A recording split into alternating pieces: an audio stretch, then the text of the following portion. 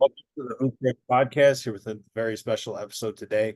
I have NBA veteran Raja Bell, who also hosts the real ones on the NBA Ringer NBA feed. Raja, how are we feeling today? I'm doing well, man. Thanks for having me. Yeah, man, it's great to have you here. Got to meet you a little bit, and while we were watching your son play at the NCAA Academy, and we'll get to Ty and your kids later today. But let's start at the beginning. Your family came over from the Virgin Islands, ended up in Miami. Talk about your introduction to the game.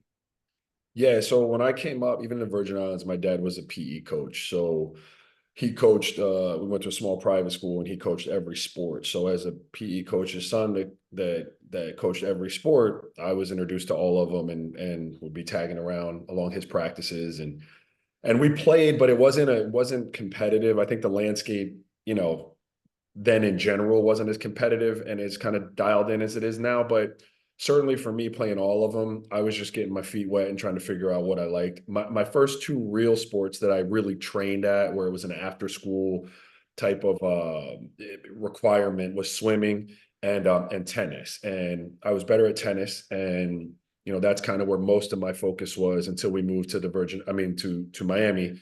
And at that point, tennis wasn't as easily accessible. Like there weren't as many places for me to find it and be at the type of lessons that I needed. And quite frankly, to make friends, it wasn't the most popular sport amongst my peers. So, basketball was one where I could get out there and kind of be with the people that were in my classes and make friends and kind of ingratiate myself. So I kind of gravitated towards that. And then I just fell in love with it.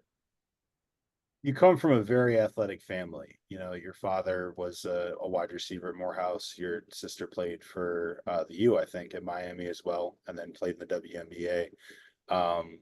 Talk about their accomplishments and how that impacted your drive and your career early on. Yeah, well, I mean, my dad was always super athletic growing up. But not only was he a coach, and a PE coach, but he played every sport in the men's league. The Virgin Islands did have very, very good men's leagues for basketball, for volleyball, for softball. So, I was just like a gym rat or a field rat, and he was who I wanted to be as an athlete. Like he was just really competitive and played his tail off and competed, no matter the sport or the skill level that he possessed. And then if he wasn't good enough, he always just worked at it. Right. And so, that was a major driving force in who I wanted to be as an athlete, watching him do that. And so as basketball became more of a focus for me, those were kind of the building blocks of who I was going to be as a player. My sister was a little younger than me, but I think she was blessed with more of the athleticism than I was. So obviously seeing her and what she was doing on fields and who she was becoming in her own right was motivation, as well. I always wanted to live up to those two for sure. Hmm. Okay.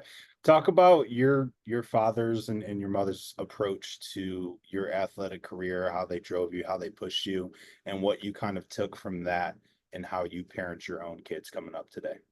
Yeah, well, again, like back then, athletically, well, I see the kids today and the parents, and I've coached, like I coached Ty and his group and my older son and their group all the way from third grade up until like ninth grade, and the parent has changed a lot. The dynamic of the parent involved in steering the child and getting them the type of training they need has changed like dramatically since I was a kid. So I think my parents' approach was like to try to figure out what I liked. Well, let me figure out what I like, let me bring it to them, and then try to provide whatever they could as it related to me getting better at that, whatever they could afford at the time. And, they'd hustle and make things work so I could get to a tournament or I could get to a camp. You know, they I had jobs coming up, but my dad, having been a college athlete, understood that it was going to be really hard to juggle both trying to chase a dream of being a college athlete, and holding down, a full-time job as a 17-year-old. So they allowed me some grace in that regard when I wasn't always able to make it to work. They were really cool about that and supportive of me trying to live that dream. Academics were always first. Like again, my dad transitioned from a PE coach to an associate athletic director at the University of Miami, and he was in charge of academics for a long time. My mom is a teacher, So academics were always important, and as long as those were good, I was good to chase my dream of playing basketball. And as my wife and I have approached, raising our kids, we kind of took a similar approach. It was like, look, we're going to play multiple sports. She was a soccer player. Um, we're going to expose you guys to all kind of stuff. They all started with soccer, and they played basketball and football and baseball, and you expose them to tennis and golf. But you kind of figure out what you like, bring it to us. We'll watch and support. And if anybody shows a passion for it and is able to articulate that that's something they want to do, we will support that. Obviously, there are parameters that you have to meet academically in our house. My wife was a teacher. Her mom's a teacher. So like Mhm. our kids have it a little bit worse than I did probably in terms of academics, but as long as they're meeting those, and they do, we'll do whatever we can in terms of getting them the type of training they need. My older boys football focused. It's not my area of expertise, so I have to go out and find more people to help him with that. Ty is more basketball, so I can be more hands-on and give him the type of things he needs. We still try to supplement, but that's our approach, right? Like, you're not going to be good at anything I'm making you do necessarily, right? Like, I mean, you could be good at it, don't get me wrong, but you're not going to be great at it, and you're not going to love it. So as soon as you can get away from it, you're probably going to get away from it. So our approach has kind of been to let them figure out what they like and support that as best we can. Mm. Talk about that high school basketball you started at, Ponce de Leon for eighth and ninth grade, and then went to Gulliver Prep, and then ended up at Miami Killian. Yeah, Um, I think like your senior year, in I forget what interview I was listening to it in, but your senior year you kind of blew up, and you yeah, were being recruited by mid majors before that, and you had some high majors on you. You just it sounded like you didn't really trust that you'd actually see the floor. Talk about your progression as a high school player, and then yeah. pick. What I sucked in the eighth and ninth grade. I mean, I was, I was behind the curve, both from a physical standpoint and from a skill standpoint. I just, I didn't have the access to it, or I wasn't playing it as much as other people were, and I was kind of gawky going through my, eighth and ninth grade is about when I started to sprout a little bit, and so I got really long and weird, and not as athletic as I should have been. By 10th grade though, I was a pretty good player. And this is what I will say, amongst a lot of great things that my parents were able to do, is they realized that in 10th grade, although I went to the private school in Gulliver, and in theory, like, was probably, their best prospect, they didn't see me like that. And, my dad could tell more than I could at the time. And, as sometimes as a young kid, you have a coach telling you something, and you're deferring and just listening and trusting and believing. And my dad saw the writing on the wall, so he was not letting me stay there much longer, and be marginalized. So we got out, and went to Killian, where I was able to spread my wings a little bit and play. And I think they wrote articles when I was in high school that in any other year of the recruit, I would be a big time recruit. But my year, we had Allen Edwards that went to Kentucky. We had, Charlie Miller, who was an awesome high school and college player. He went to University of Indiana. Damian McKnight went to Penn State. Like, we had some big time. We had Tim James that wound up in Miami. He was a year behind me, and Corey Lewis went to Florida State. So I was kind of the odd man out, even though I averaged like 28 a game. But I as I went to 5-star going into my senior year, they'd play me in the, I didn't know there was a rhyme or reason to the way they were playing kids in quarters and stuff like that, but they'd play me in the off quarters, where like the non-recruits were kind of filling in. And I always just took the same approach. I was just going out there to play ball and hoop and make somebody's life a nightmare if I could, and score some buckets. And I think that gave me a lot of confidence, because I was on a stage with guys that I had read about in like Street and Smith and whatever those publications were. And I knew who they were, even though they didn't know who I was. So when I came back my senior year, I had a lot of confidence. I had a great summer, playing against those guys, making all-star games, getting really good feedback. And I just felt like, the opportunity was there. And that kind of lined up with what my coach had in mind for me at Killian. And you're right. the points I scored, I had a lot of people. I mean, Georgetown was down in the gym, Temple was down. Um, LSU, I went on a visit there. Randy Livingston was my host, but I just didn't feel comfortable. Dale Brown was telling me that I'd start at the three in the SEC. I was 6'5", 180 pounds. I didn't, I love Dale, but I didn't believe him. So I chose something I was more comfortable with, something that I thought I was going to be able to come in and have an impact on right away. Got you.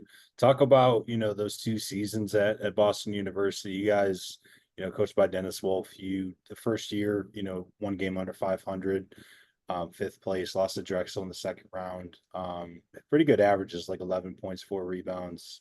The all freshman team and the rookie of the year in that conference played against some smoke. You played against Kentucky, Providence, Harvard, Duke, Oklahoma.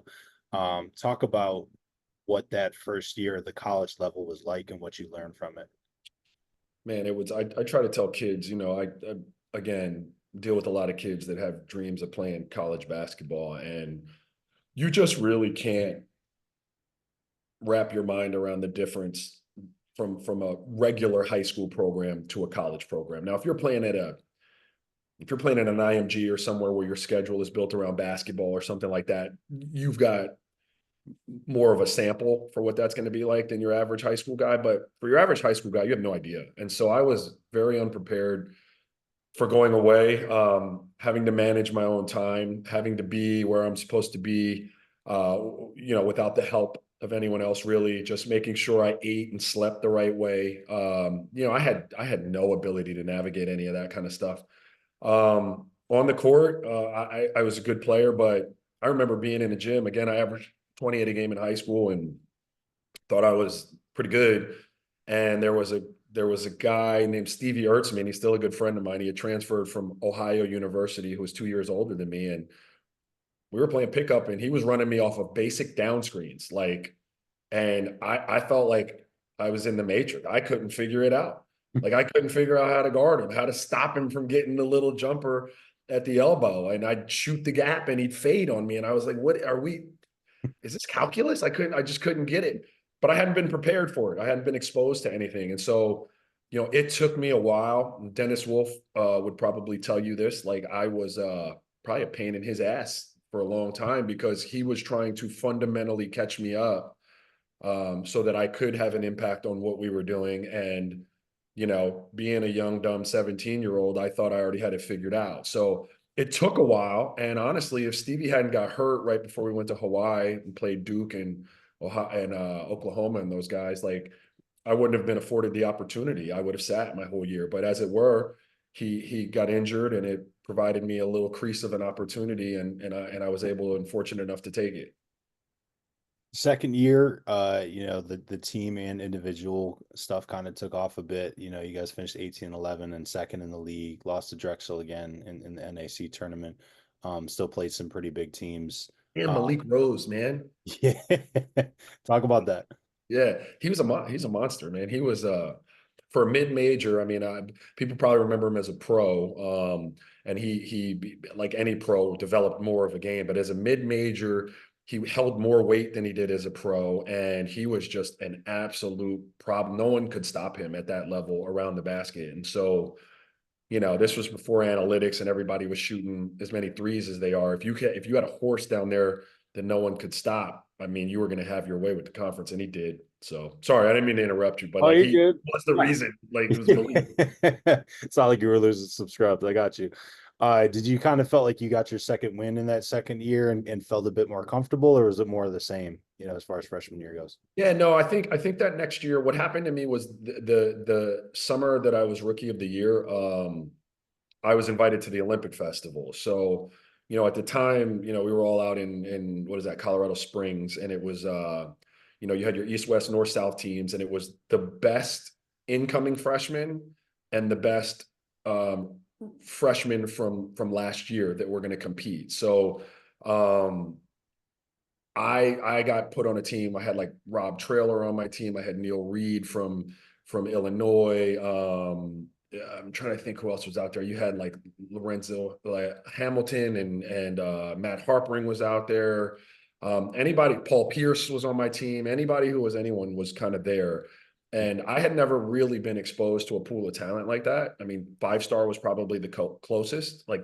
Um, but I was there, and I remember who's the coach of Virginia Tech? What's his name? He's on ESPN now. Seth Greenberg. Seth Greenberg. Greenberg was my coach, and so I was like the odd man out, and I barely played, but I practiced against those dudes every day. Right, I made friends with them, and he'd throw me in like late in the tournament. And I'd get in for like 10 minutes and I'd have a really nice line. And he came up to me afterwards and he was like, you know what? I probably made a mistake. Like I should have played you a lot more. And the experience, getting to know those guys and seeing they were kind of human like I was, um, playing against them and having some success, and certainly having him tell me that helped my confidence a lot going into my second year. So we also got better players. Like Dennis Wolf was able to start recruiting his base, which was the New York area and Virginia and DC. But personally, it was a big summer for me. That Olympic festival went a long way for my confidence and believing who I was supposed to be. Okay. So the next year you kind of sat out because you ended up transferring to FIU, played for Shaky Rodriguez, which was, he was big on the high school scene in Miami. Before that, I believe that was his first year as a college coach. Talk about choosing FIU and then, that freshman season, Carlos Arroyo came in, as a freshman, and that's a ton of talent on a roster. Talk about, your fit there and what made things comfortable. So as I kind of left BU, I really want to go to Miami, and my dad was at Miami, and I literally grew up in their gym. I played pickup in their gym since the time I was 14 years old. Like I had been playing with either their players or pros like Glenn Rice and Tim Hardaway and Ronnie Cycli since I was 14, 15 years old. So Ham knew me well, Stan Jones knew me well, like their whole staff. I lived there. So I thought I was like signed, sealed, and delivered. And I had told everyone in Boston that's where I was going. And I'll never forget, Ham brought my dad and I in the office, and he told me, he said, look, man, like we'd love to have you. He's like, but I'm gonna be honest, I think I have 5 pros on the roster next year, and you wouldn't be one of them. And I mean, it was a pretty harsh way to say it to me, but he was being honest, and I appreciated that. And I just didn't feel like as a junior, I wanted to step into a situation where he wasn't comfortable with me being one of his better guys. And it's okay that he didn't feel like that. Ham and I are really cool. I saw him a few weeks ago, and he still says it was a huge mistake. But at the time, I didn't trust that, and so I was playing in a men's league at FIU. I didn't realize that Shake was the coach at FIU at the time. He had only been there 1 year, but he had coached me in some travel stuff as a senior. Um, and obviously, I played against him in high school, and his teams and kids were legendary. So he basically said, "Look, man, we're gonna try to be the Loyola Marymount of college basketball. I want to score 100 and some points. I forget the number he told me. He said, but that's what's going to happen here, and I'm going to put the ball in your hands, and you can help take us there." So at the time, I was home. I wanted, part of the reason I left BU was for a bigger stage, but also was to have more of a lion's share of the scoring opportunity, right? And so this kind of was tailor made for that. We were playing Michigan, Villanova, Maryland, Alabama. Like he was headhunting. So for me, I was like, okay, I killed 2 birds with 1 stone. I play all those big people, and I'm going to get to have the ball and show all of them that I can do it. So that was the move. So you're playing with Gene Durkak, whose son now is one of my favorite high school basketball players to watch. And I had a Yeah. conversation with him in preparation for this, and he said he kind of did the dirty work, rebounding and scoring. And he said what stuck out to him about you then was just you defended at a high level, not at the level you defended in the NBA, but he said that the supreme confidence that you played with was just infectious. And he said that like when you stepped on the floor with the Blue Bloods, your athleticism didn't look out of place. You looked like you could play with them, and that gave them a lot of confidence in those games. Talk about your mentality, where that confidence and where that drive came from. Yeah, yeah. So I mean, Aiden, let's start. Aiden's my godson, man, and he's a hell of a hooper, man. That kid is gonna be special. He's a hell of a basketball player. So shout out to Aiden and Gene. Like again, I got to go back to like when I was in high school and people said in any other year I would have been, X, Y, and Z. Like that sticks with somebody, right? Like that's like a chip. It's why you hear, all-time greats. Not that I would ever put myself in a category like that, but I mean, every competitor has their list of people that disrespected them. And that's why you hear like an MJ get up and still talk about the guy who cut him, right? Like Yeah. they become driving forces in what you want to do. And on the days where you don't want to get up and get the reps in or get the shots up, like you just picture them and it fuels that. So there was a little bit of that. If I'm being honest, there was a little bit of, I left BU thinking that I was going to be playing in the Big East, and I was not. I was in the Trans American Athletic Conference, and vanity. Like I'm not, that's not going to be a good look if I don't come here and do what I'm supposed to do. And so, it was all a perfect storm. I was hungry, like I felt disrespected. Shaky was unique in that he always kind of had that, even though he was, you know, the best high school basketball coach in Florida, he always had that underdog kind of gritty mentality. And I was always a guy who I played with a lot of fire. I wore my heart on my sleeve. And when you do that, like I talked to coaches at coaches clinics, I talked to the FIU women's soccer program the other day, and someone asked me about that, about playing with that fire. And I said, it's a fine line because I'm not good enough to play without the fire. But if I have too much of it, I cost the team and I cost myself. And so you have to always walk that line. And most coaches, my high school coaches, Dennis Wolf, um, almost anywhere I had been, had kind of made me feel ashamed of that. Like it was something that I was supposed to suppress and fall in line and act like that. And that's not how we do it. But that's just who I was. I wasn't like faking it. But Shake let me be that. And he kind of told me to embrace it and he wanted me to let it out.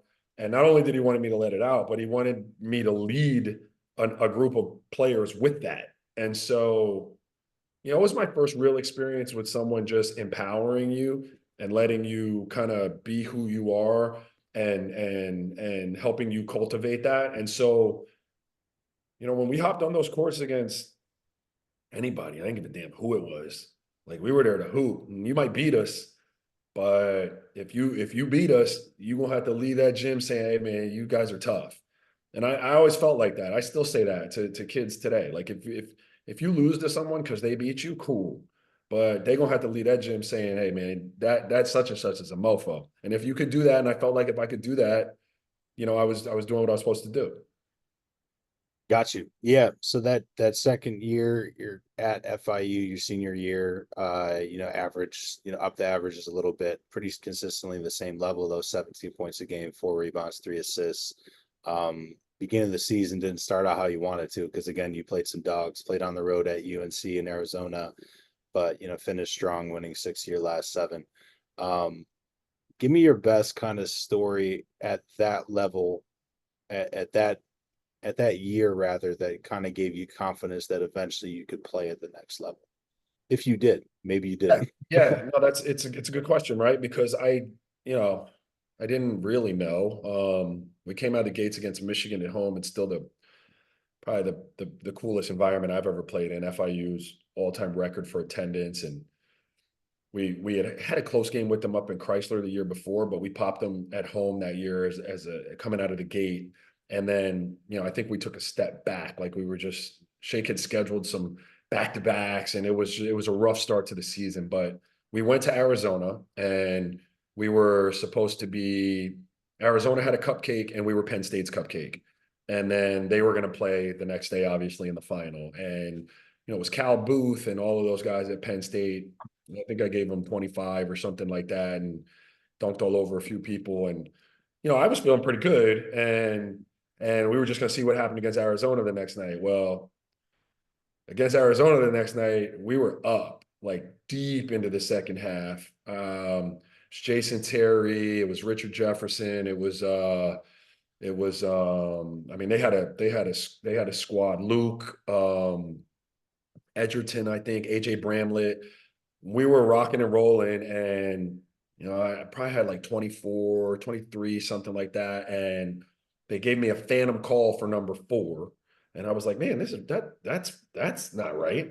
And then for number 5, with about 5 minutes in the game, we're still up. I was posting up Jason Terry and I had him behind me, and they blew the whistle. I just started walking to the foul line, and they gave us a double foul. So it was my 5th, and I was at the game.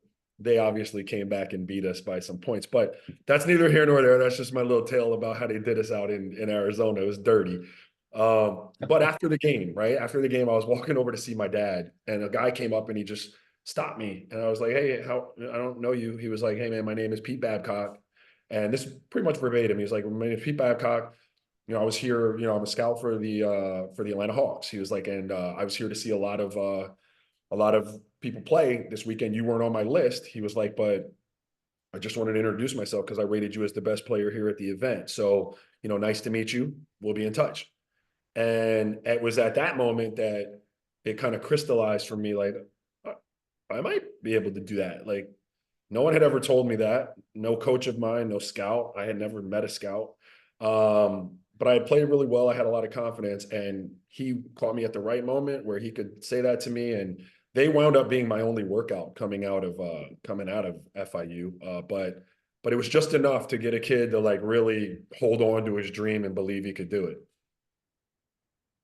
Do you think your career would have turned out differently if you were actually drafted? Uh, that's a good question. I'd like to think that it would have. I went to Atlanta. Only workout was Atlanta. I went to Atlanta. They kind of told me they'd take me with their last. They had the last pick in the draft, I think, that year. And they took a friend of mine, Roberto Bergeson. Um, if I go somewhere else, I don't know. Because mine was so weird, dude. I got cut, and so I'm back in the CBA. So I'm basically a free agent again. What happens to some of those guys is they get stuck on that team, and there's no option for movement to a place that might highlight them in a way that lets them stick in the league. And mine didn't work out like that. Because I went to Atlanta and got cut, I'm able to go to San Antonio and get a deal. And I got cut again. And then I can catch on with the Sixers. It would have definitely been different. It worked out the way it was supposed to. Yeah, we'll get to that in a second because I was listening on the pod and you actually had Darren McClinton, who coaches in my area now at Bullis, was he on your team or you played Yeah. against? Yeah, he's definitely my We team. definitely got to talk about some stories off there for sure. DMAC, and then the gentleman who coaches in the NBA right now too, David. Gussie Poo. That's what I called him. David David Vanderpool. Poole. That's my guy, man. Devin, I you know will what not be I'm calling him that. saying? Yeah. Um, let's take it to that part next. By the way, the only thing that Dirk said, he said the only question he has for you is how he hasn't ended up on your podcast yet. Uh, but he did say something interesting. He said whatever situation he was in, because I asked him the undrafted thing. He's like, honestly, whatever situation he was in, he would have maximized. So talk about that space of time in between you going undrafted and playing in the NBA finals. Yeah. Man, that was a growth would be the word that I'd use, man. Obviously from a physical skill standpoint, but really from an emotional like maturation standpoint. You leave a safe college environment, and I admitted that when I got to BU, I wasn't even ready for that. Um, but I had grown in college, but you're still pretty protected. I mean, you have coaches, you have academic advisors, your day's kind of scheduled for you. You got to be here. Like there is a structure to it that you kind of and a rhythm that you fall into that is safe.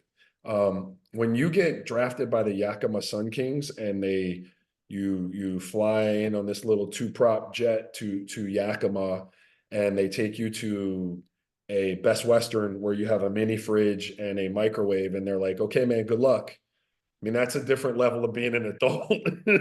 And so you had to grow up. Like you had to figure things out. These were not college players anymore, where some of them knew that they didn't want to be a pro. Like we were all aspiring NBA players in this sub NBA league, and everyone's agenda is to get the hell up out of there, right? Like, no, I loved my time with the Sun Kings, like, but let's be frank, you don't want to be there. You want to be in the NBA. So having to navigate that, make relationships with guys who have the same agenda as you. And at times, those agendas conflict, but you have to marry them together because you want to win. And ultimately, if you win, you know, high tides rise all ships, right? Like we're all going to look better. And so having to figure all those things out in those couple of years made me grow just exponentially. The heartbreak, I mean, I played a year in the CBA, we won a championship. I went to summer league with the San Antonio Spurs where I was playing very well, and Alvin Gentry, still my guy. AG came over to me after the third game and was like, "Hey man, we're going to give you a contract, a 1-year deal, but every time you start getting hot, we're going to shut you down because we can't have yourself going out trying to get a multi-year deal from someone else." So It's he, real. he told me that. Like he told me that in summer league, right? Like that's my guy. But damn. But so then I go to camp with San Antonio, and I'm the last cut. They wind up keeping Derek Dial, right? Derek is a year ahead of me or so, but better player for sure. But like Ira Newble, and what's my big dog's name? Played it at man, played at St. John, Chanel Scott. I think they had been CBA guys with me the year before, and they kept both of them. And I Mm. got kicked back to the CBA. So like there were some things, highs and lows, emotional like trials that I had to really do some soul searching and dig deep. And I think throughout it, like, and at the end of it, I came out like a better person, a more mature person, a more focused person. Sorry to And cut you off. What did you tell yourself in those moments, or what were your parents or your circle or your family telling you in those moments to keep you going? um, I, my dad was always like, and my mom, very supportive about what I wanted to do. And honestly, the question for me, I knew I could play at a certain level. The question wasn't whether or not I was going to necessarily like quit. It was more like, do I need to take this overseas and start making money? Because there wasn't any money in the CBA. Mm. What allowed me to chase my dream the second year was the contract I got from San Antonio. So I had some money in my pocket. I was able to go back to the CBA, but I broke my leg that year. Jamel Thomas hit me with a screen, and it broke my leg, and so I didn't get to play that year really at all. And those times, it's not really about whether you believe you can do it or not. You just start to question whether it was meant for you, Mm. because every time you get close to it, it gets snatched away. And there were some dark times with that, but ultimately, I had a great support staff. I was lucky in that I didn't really have any bills that I had to pay because I had the security of a contract from San Antonio, and I just loved it, and I wasn't done with it yet, right? Like Mm. there came a point in my career, I'm sure we'll get to that, where I didn't love it anymore, and I didn't want to be in the gym shooting thousands. I didn't want to do it anymore. But at that point, I was certainly not there. So it was just what I wanted to do, and I wasn't ready to quit on it yet. Talk about getting that call, from the 76ers right before that playoff run. Yeah. That was so cool, man. So I broke my leg, and I came back and rehabbed here in Miami.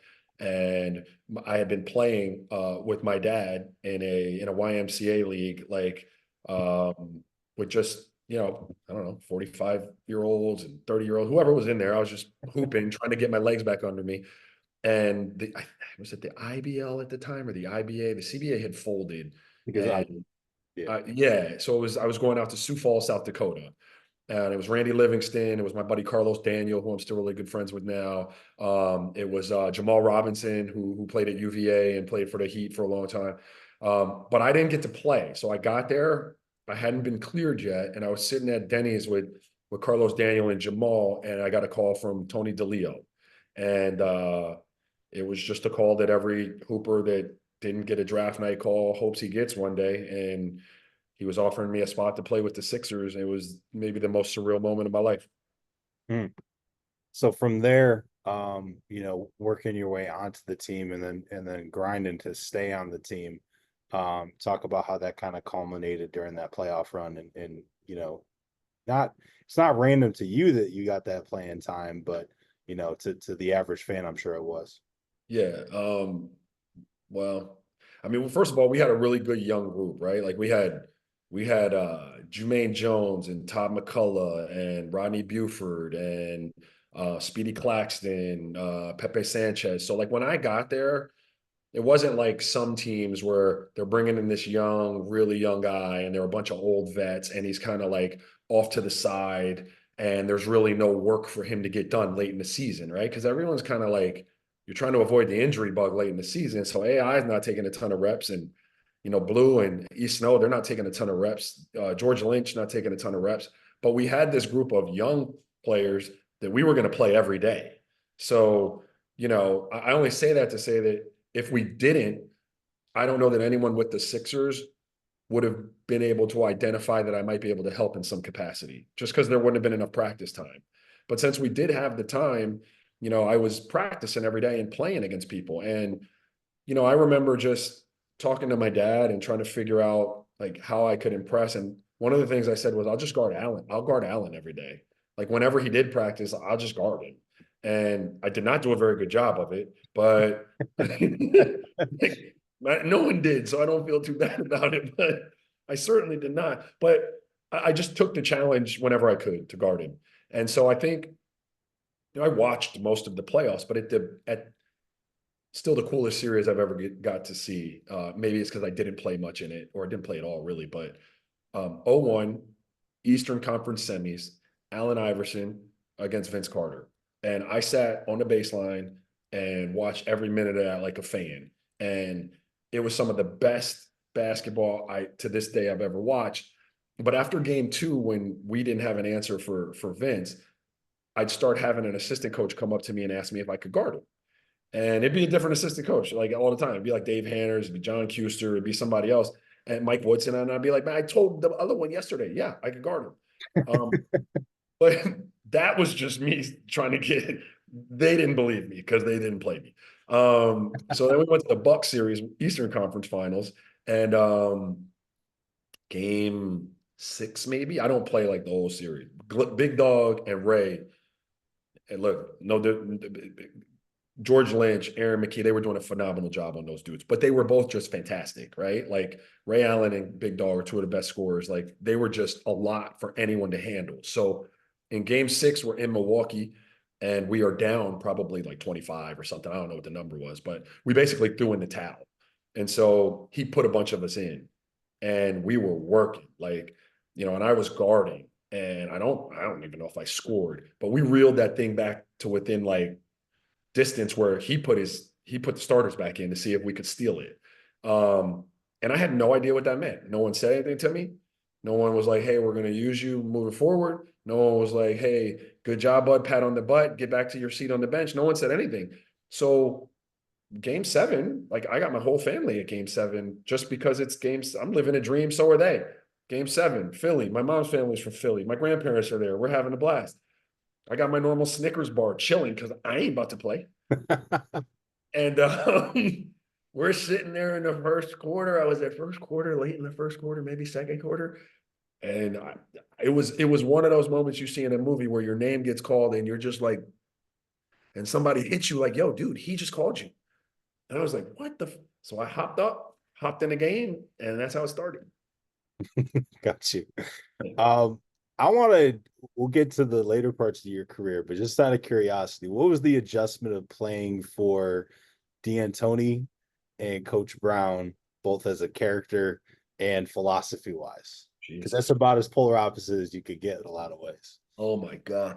So listen, all jokes aside, I've been really blessed, man. I played for Larry Brown, Don Nelson, Jerry Sloan twice, uh, Mike D'Antoni, Larry Brown a second time, and Don Nelson a second time. So I got to play for the best of the best. All different personalities, all had things that I loved about them. Some had things I didn't love about them so much. the juxtaposition of Mike and Larry Brown, I mean, I don't know that you could be more polar opposite in terms of philosophy on how to handle players, what confidence means, and how to cultivate the confidence, how to express your confidence in them. Larry Brown was more of your old school, hard ass approach to coaching, to communicating, to everything. But he was a savant. Like he was brilliant. He knew it. We knew it. And he put you in positions to be successful, but probably not going to love up on you a whole lot. You know what I mean? Mike D'Antoni was another savant, offensively especially. But Mike had a way of unlocking things in you that you might not have unlocked on your own. Like you maybe were just not confident enough to unlock it, and he could see the potential there. And he had a way with people and a way with his players where he could unlock that and empower you in the way, not unlike Shaky, who I told you about before, but like, so I always loved Mike because, I had my best years there for sure. And those teams were awesome to play on, but who he was as a human and as a coach for me were really important. Both equal, like, geniuses in what they do, but completely different ways to go about it. And then, I know you didn't ask me about Jerry, but like, Jerry wasn't your X's and O guy. Um, but Jerry was no nonsense. He's not playing any politics. If you can produce what he wants you to produce, whether it's physical, in terms of, standing up and taking charges and defending or whatever, like you could eat what you killed with Jerry. And you can't always say that at the NBA level. And for me, at the point where I went to Utah the first time, that's all I could ask for was just let me eat what I kill. And I had them, like Jerry's for sure one of my favorites. And Mm. Nelly was great. Just a basketball nerd question aside thing, as far as the development goes, not just at the NBA level, but high school level and below, when you're not skilled enough to say let's say you're a mid-range shooter and you're not skilled enough to hit threes yet, but you've really been working on it and you're getting to the point where you can, your coach and your team may not know that yet or want you to shoot that shot. What is your recommendation on how to, is it just to just fuck it, I just got to take this shot, you know what I mean, and it's going to go in eventually, and then when it starts going in, then they're going to stop asking questions about that. What's your advice for a player coming up in that situation? Well, because I advise coaches about this all the time, having two young sons and having been a player too. Like we get caught up in a world as coaches, especially at the youth level of wanting to win, even in high school, wanting to win. And don't get me wrong, I want to win when I'm playing Monopoly. I just kicked my son's ass 2 nights ago. Like I'm trying to play Monopoly, I'm trying to beat you, but we can't lose sight of the fact that this isn't a kid's end goal in a lot of cases. Like, so he or she may want to play in college, and it's partly your job to foster and nourish that as well. So we can't take these approaches where we put kids in boxes and they can never get out of the box. That's the way I talk about it with my sons. Like, you can't allow yourself to be put in a box, because if they put you in the box and then you try to get out of the box, most coaches I've ever come across will be like, "Hey man, why are you doing that? Like, we don't want you to do that."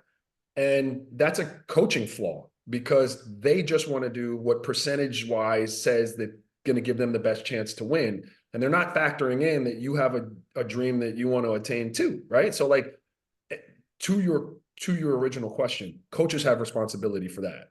If a player is in a situation where a coach isn't acknowledging his responsibility or her responsibility to do that, then you ain't putting me in that fucking box.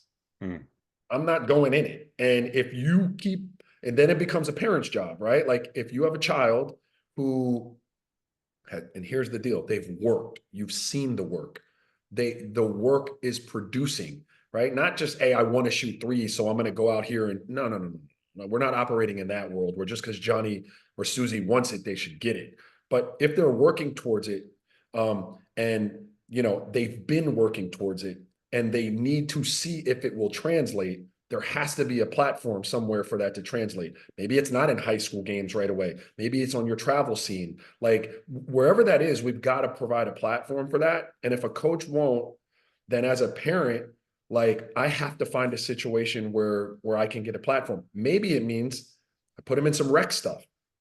This sounds crazy, but like let's say I'm dealing with two programs, like my AAU program and my high school program, that for one reason or another I don't want to leave, but that coach will not provide my child the platform to do it, and I'm not sure whether or not my child can do it.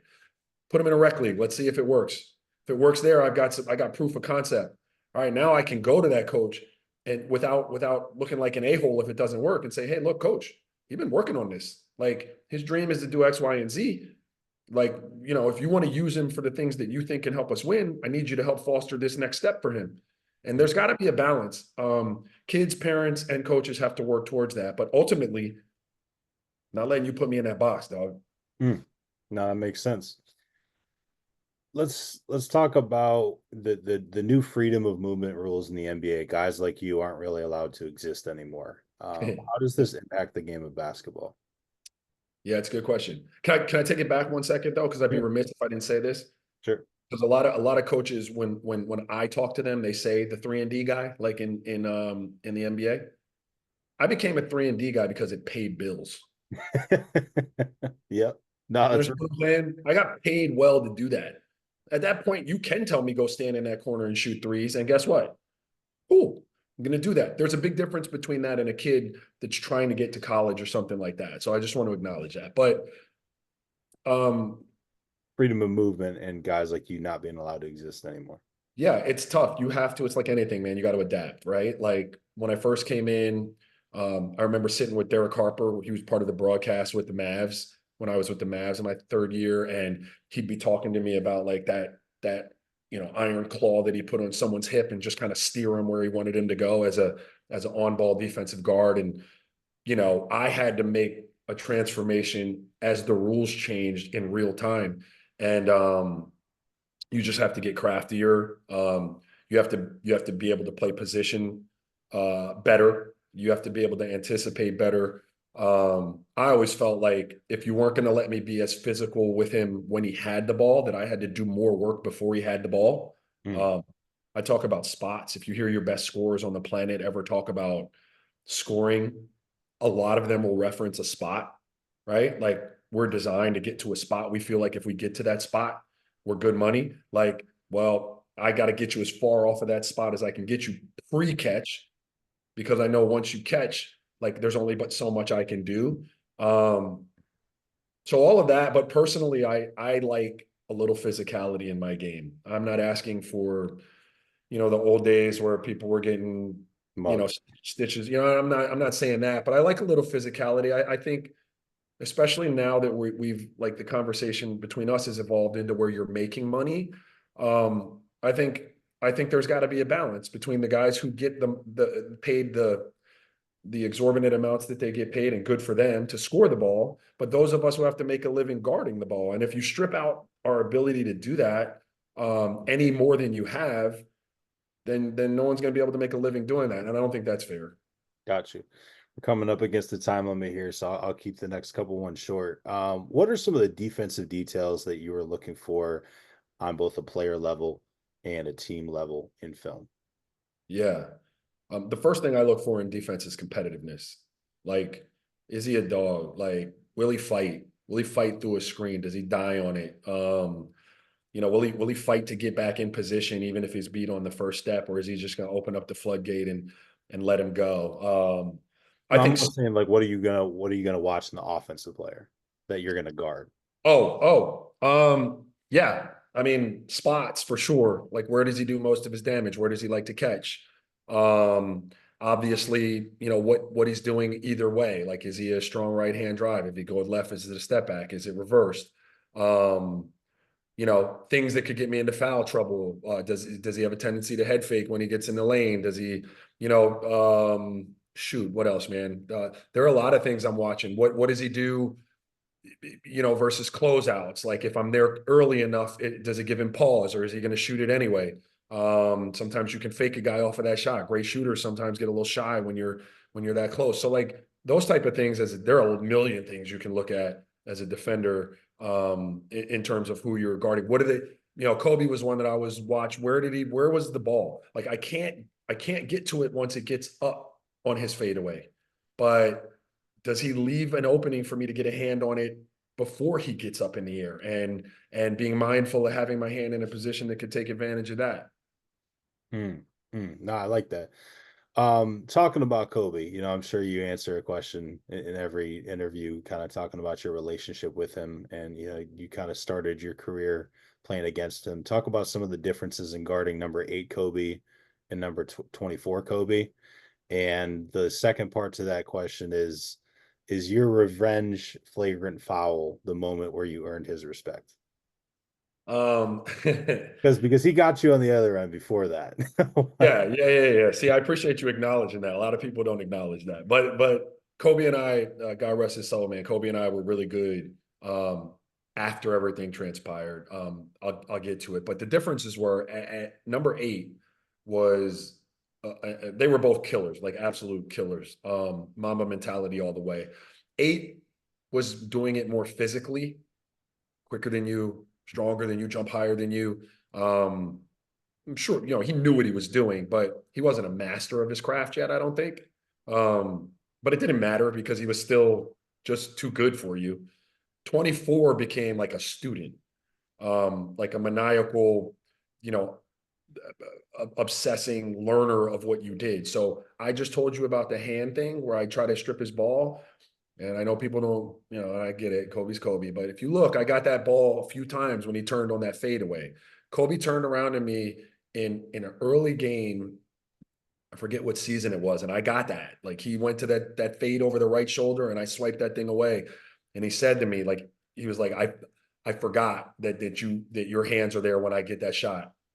Like he had watched the film and he knew better than that, and he didn't show it to me anymore. Like, but that gave you a little bit of insight into like who he was as 2-4. Like he still had the physical ability, but he had a counter for everything that he knew you did. There was a counter to it. And then in terms of the foul, like, yeah, man, that was a tough series, bro. There were a lot of bows thrown both ways, and like, I mean, I don't necessarily regret it because it's what happened. But if I had to do it over again, I might have chose to do it a different way. He called me, and we were good. The next time I saw him, I thought we were going to fight each other in the bowels of the Staples Center. And as I walked by him, yeah, I had my fist balled up and everything, and he turned around. And he was like, "Hey, I want to introduce you to my mother-in-law and Vanessa." And I was like, "Wow, that's pretty cool." So the last time I was a free agent, Kobe called me. I was in Long Island with my family, and I was like, what's Kobe? Like, so he was like, "Hey man, like LeBron and D Wade and those guys are starting to, they got a team down there. They think they're going to win a bunch of championships." He was like, "But anybody who can clothesline me in a playoff game, I need him on my team."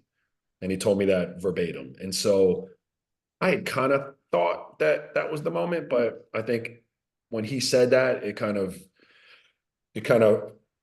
was proof. Like at that time, for whatever it was worth, whatever the reason was, that was a moment where our relationship changed. Was that your biggest free agency what if?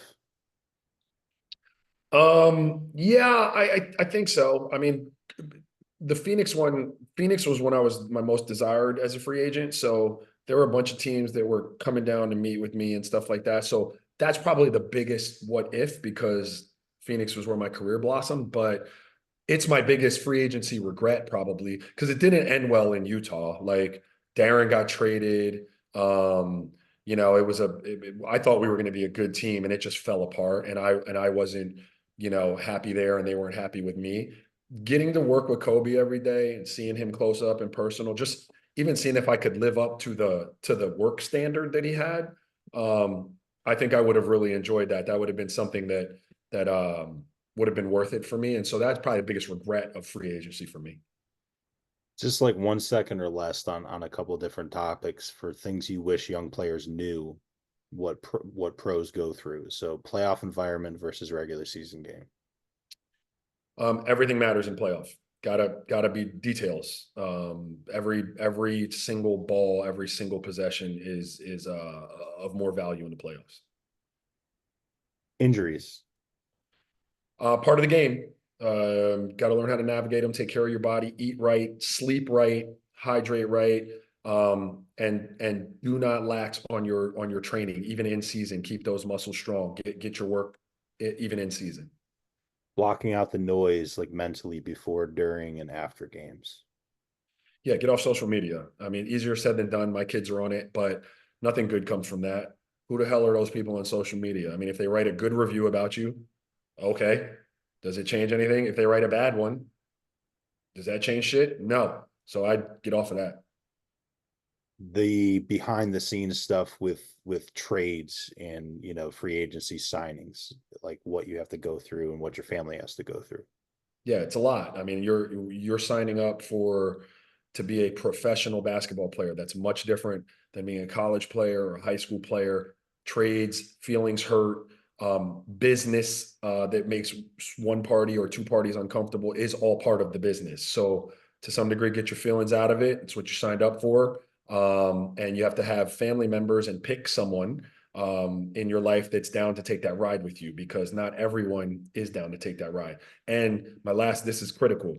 Young fellas, young ladies, pick someone who is going to love you and want to be with you when the fame of hooping is gone, is equally as important.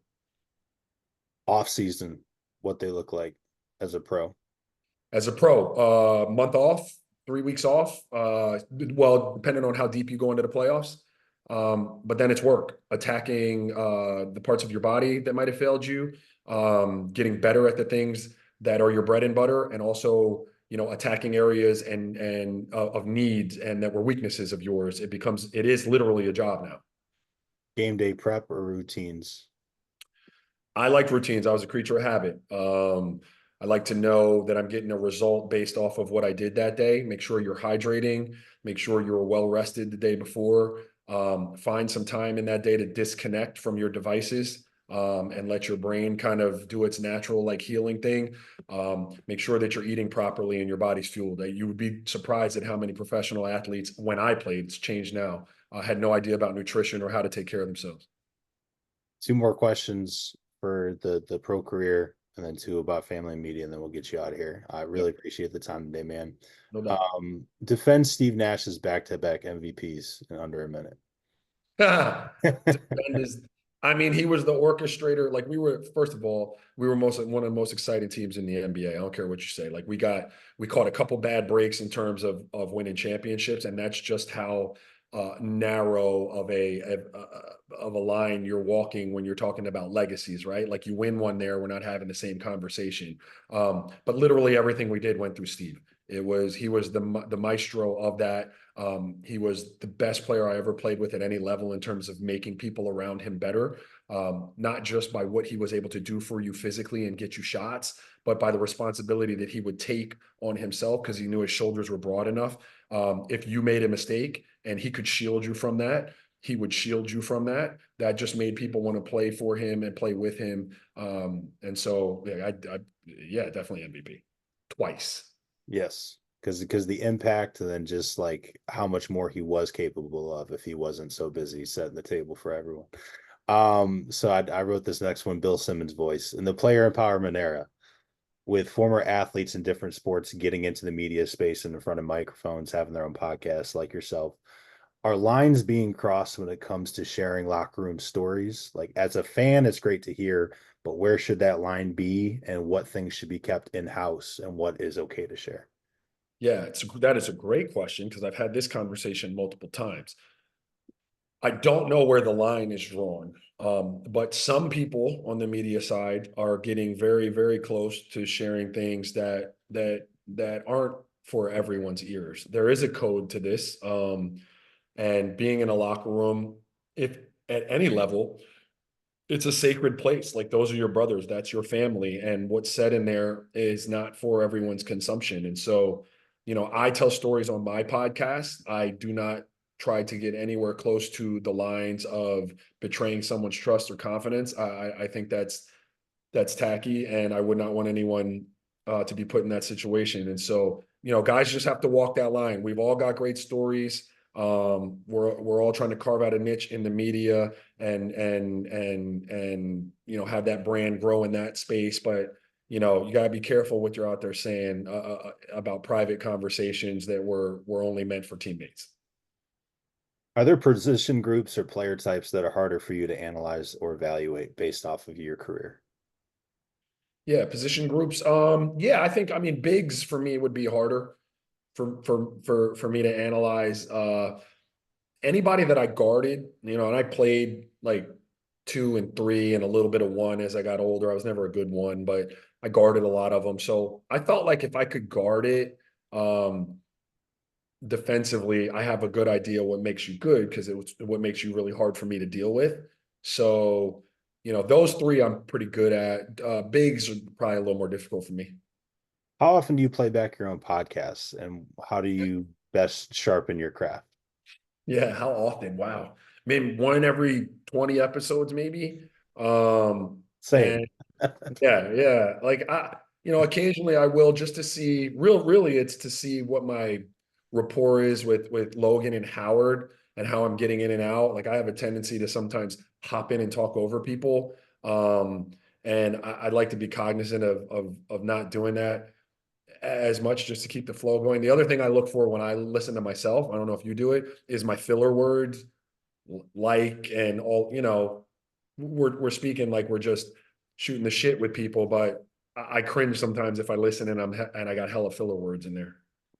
I just can't stand it when someone that doesn't have a career that the person they're interviewing did have, and they keep speaking up about trying to relate their own personal experiences to it. And I'm just like, dude, they're not here to hear you.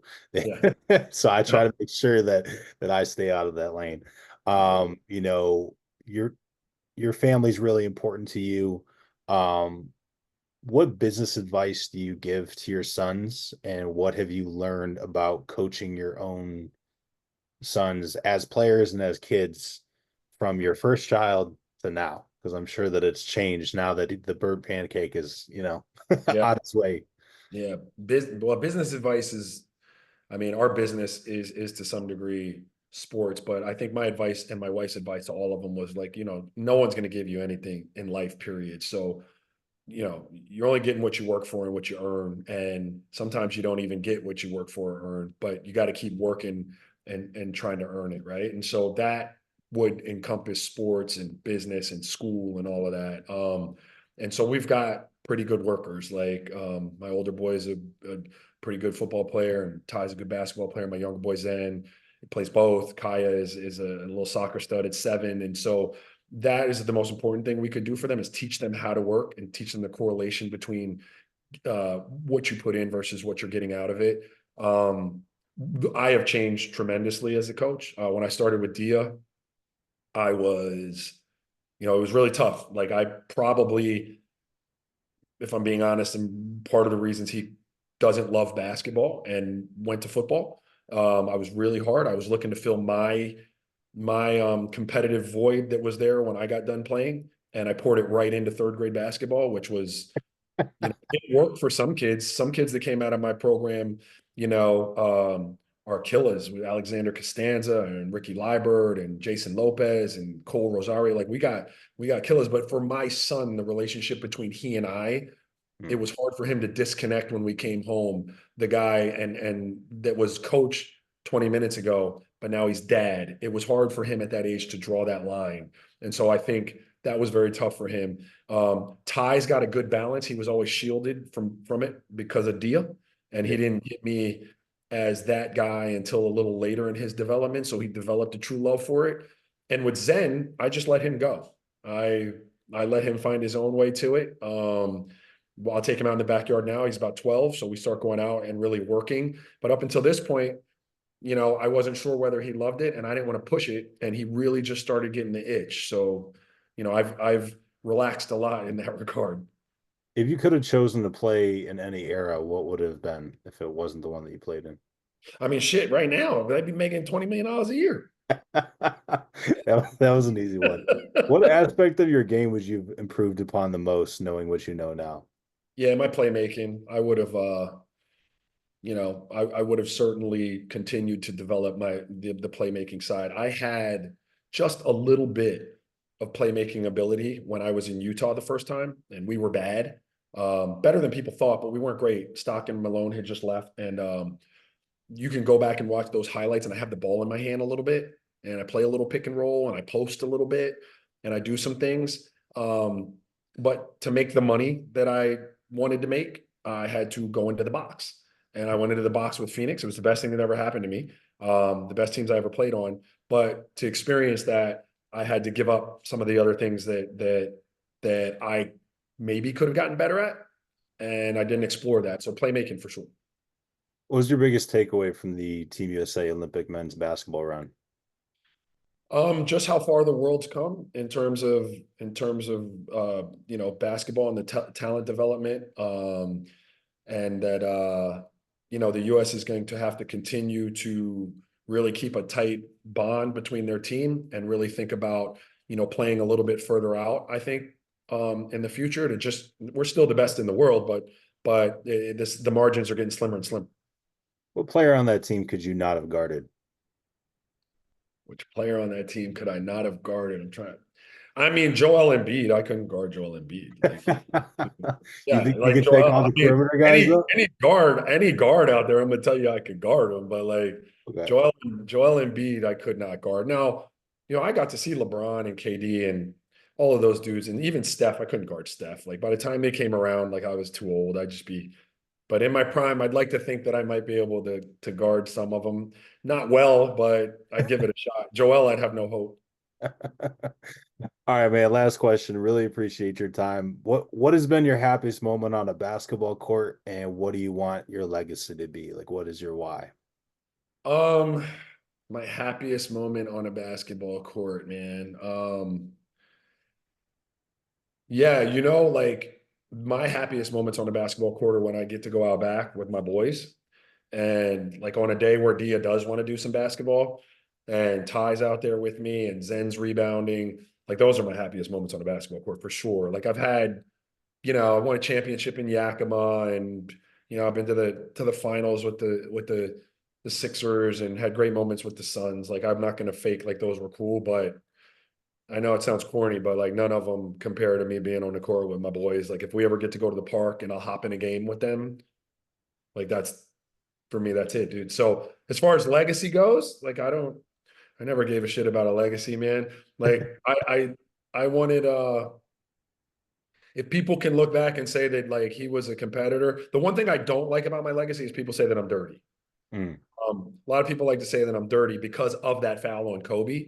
yeah. Um, that wasn't a dirty play. Like I didn't pull it. It was a fuck you play, but like I didn't try to like break his ankle or hurt him or anything like that. But overall, I didn't play dirty. I played hard. You were And sending a message. yeah, at that point I was, right? But like I wasn't the guy that was like trying to stick my foot under your ankle. I know a lot of them. Or like, pull you down out of the air when you're going for a layup and jeopardize your career. I didn't really operate in that space. So that bothers me a little bit. But I really ultimately don't care. I just want to if people can say I competed and I was tough and I played hard and I maximized what I had, I'm good with that. Our last one is an opportunity for me to flip the table on you, and you can ask me whatever question you want if you got All one. right. Let's see, man. You're around the hoop landscape at the grassroots level a lot. I've been around it a lot myself. What do you think of our grassroots basketball here in the States? Give me something that you would change if you could. Maybe not even like in terms of the structure of it, but maybe the overall essence of it. And give me something that you really like about it and think maybe other countries should adopt. I think that too there's too many games being played. And so instead of having, say, 5 sessions for EYBL, 3SSB, UAA, cutting that down to something more manageable where it's like you may play, in other circuits and tournaments and stuff, but these kids are playing every weekend and they're doing that. In my area, the basketball's done in late March, and then in mid-April, AAU starts up. And I don't know that it's really helping the kids. I do think it's really, really important to get structure in one of the contexts and then getting freedom to try some new shit in high school versus AAU. I think if you have too much structure, it's going to be hard to evaluate who you can actually be at the next level if you're not in that same type of structure at the next level. And I think that, if you have too much freedom, like once you get to the point where you're getting to the college level and all of a sudden, a 6'5" wing doesn't mean anything because they're all 6'5". Right. If I'm playing at Syracuse and playing against, guys at UNC and Duke and Wake Forest and stuff like that, Louisville, like I'm no longer an elite athlete. I'm an average athlete. And so I think if you're not ready for that, it really throws you off. I think other countries, like, I think they really devalue college basketball and how important it is in our country. And I think that's probably what we have that they don't have, because I think college basketball as a whole is still pretty damn good. I think the NIL stuff is really throwing a monkey wrench in a lot of things. And I think the NCAA really was behind the eight ball and has stayed behind the eight ball as far as managing that, because there's so many situations that kids go to strictly because of the money. And it's like, if are you really telling me that if I was 18 years old and I had an opportunity to go to a school that fit me better or a school that paid me 300K, I'm telling you, 10 times out of 10, where I'm going. Right. And, I think that obviously varies quite a bit, whether or not you have a pro outcome on the horizon or whether you're just a regular average Joe. I think the one area that is in grassroots that never catches any fire, which is crazy to me, is handlers. And especially if the kid is coming from overseas, how that one person controls their high school situation, their Mm. AAU situation, controls their training, controls who recruits them. And a lot of the time is taking money from all of those sources. And the kid isn't seeing any of that. And so it's never the kid's decision about where he wants to go or where he wants to play. And it's crazy that there's no oversight for that. There's no oversight for, if you're going to be a legal guardian of an NCAA prospective student athlete, you should have to go through some sort of training. I don't mean to cut you off, but Yep. I didn't even know that happened. Like Yep. again, because my older boy is all football focused, I didn't get into the high level shoe stuff. And so now that Ty's there and I'm on that scene, I'm around kids. And I said to someone the other day, it's human trafficking, dude. Like I didn't even know that existed, Yeah. but that's what it is. Like Yeah. like we have some stuff down here. I'm not calling any names. I'm not doing all of that, but it's gross. Yeah, there was a coach, a youth coach a couple of years ago that it really rang true today. Is it's just pimping for basketball. Just finding one stud that can really play or two studs that can carry the team, and then making every other kid on the team pay double of what they normally pay to cover for that. I think it's really unfortunate, and it's just wild that I can't work a college basketball's coaches camp if I have a connection to a player and something that minute. But then, a kid can be taking now NIL money in addition to playing for one of the shoe circuit teams all the way up. And they're telling me that doesn't affect their college decision, Yeah. which, they're taking a lot of their money for it. And I think the biggest thing is that, like, the shoe companies are the only people willing to cover this shit. And that's why they continue to get away with it. And that's why the NCAA is kind of just like, oh, everything's okay. We're not worried about it. We got blinders on, because there's no one else that's willing to cover the cost of all these tournaments and these camps and the travel and the planes. And, as a parent, I'm sure you understand, how expensive it is to just go out of town one weekend. Oh Uh, yeah. and there isn't really anyone else to foot that bill. And so, Well, yeah, I didn't have like that's a great answer, and like this is me doing what I do on my podcast. I don't have like the shoe companies. Like I love the platform, and I love a team giving kids experiences. I've got no beef with any of that. I've got a beef with the one guy like who brings in 9 kids from a country, and is being paid by the kid's high school, by the kid's travel team, and he's like, I got a beef with that guy. That's the guy that I have the beef with, not the team, but that whoever that guy is, I just fundamentally disagree with that. I think it's just wild that there's so many people that are ignorant to what happens in the space, and they're just like, colleges are taking advantage of these players. I'm like, are we going to address the AAUs and high school coaches doing the same? Yeah. Because I think there needs to be some type of oversight there.